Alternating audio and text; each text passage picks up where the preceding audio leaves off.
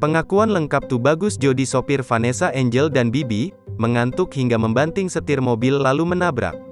Tubagus Jody sopir Vanessa Angel dan Bibi Ardiansyah saat kecelakaan maut akhirnya buka suara.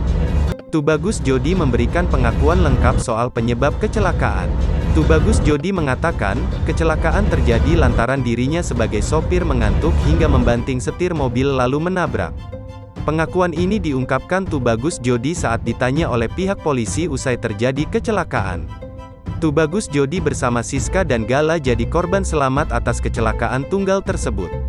Kabid Humas Polda Jawa Timur Kombes Gatot Reply Handoko mengungkap pengakuan awal Tubagus Jody, Kamis, tanggal 4 November tahun 2021. Sementara ini masih didalami. Kalau dari awal informasi, kami memperoleh informasi bahwa pengakuannya yang bersangkutan, sopir, kelelahan atau ngantuk. Tapi, tetap masih dilakukan pendalaman oleh petugas, ujar Gatot dalam tayangan Kompas TV, dikutip kompas.com, Kamis.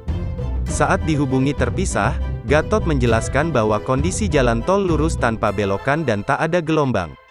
Cuacanya cerah dan tidak ada gelombang di jalan tol itu.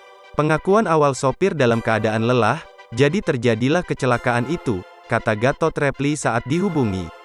Selain Vanessa, Bibi, dan sopir, dua penumpang lain adalah putra Fasa yang masih berusia 1 tahun, itu ya, Pak? Gala Sky, serta seorang asisten atau babysitter.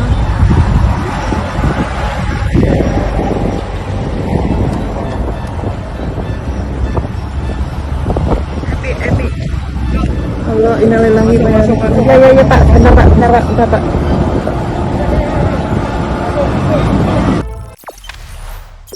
Jangan lupa subscribe, share, komen, dan like ya.